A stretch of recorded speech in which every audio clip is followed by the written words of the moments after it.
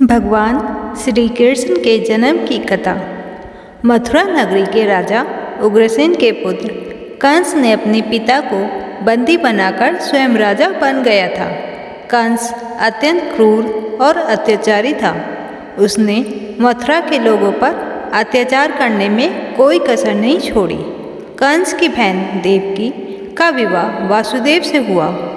विवाह के समय एक आकाशवाणी हुई जिसमें कहा गया कि देवकी का 8वां पुत्र कंस का वध करेगा।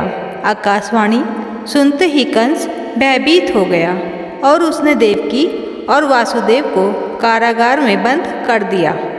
उसने यह निर्णय लिया कि देवकी के सभी संतानों को जन्म होते ही मार डालेगा।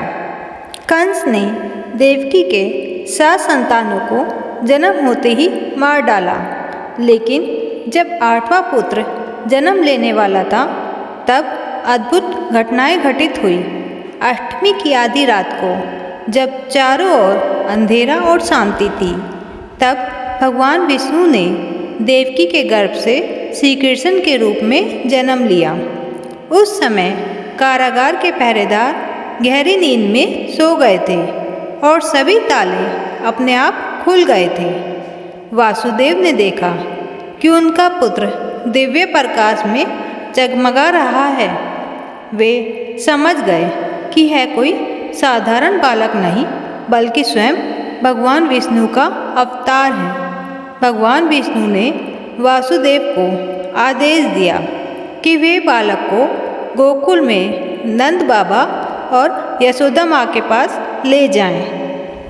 वासुदेव ने बालक को एक टोकरी में रखा और यमुना नदी पार करने लगे। जब वे यमुना पार कर रहे थे तब नदी का जल अपने आप कम हो गया और उन्होंने सुरक्षित रूप से नदी पार कर ली। गोकुल पहुंचकर वासुदेव ने बालक को नंद बाबा और यशोदा माँ के पास छोड़ दिया और यशोदा माँ की नवजात कन्या को लेकर वापस मथुरा लौट आए। वासुदेव जब मथुरा लौटे तो कंस ने नवजात कन्या को देखकर उसे मारने का प्रयास किया, लेकिन वह कन्या अपने आप आसमान में उड़ गई और देवी के रूप में प्रकट होकर कहा, कंस तेरा वध करने वाला जन्म ले चुका है और सुरक्षित स्थान पर है। यह सुनकर कंस और अधिक क्रोधित और भयभीत हो गया। गोकुल में नंद बाबा और यशोदा माँ ने श्री कृष्ण की परवरिश की। वे सभी नटखट लीलाओं से गोकुलवासियों को मंत्रमुग्ध करते रहते थे। उनकी बाल लीलाओं ने सभी के हृदय में विशेष स्थान बना लिया।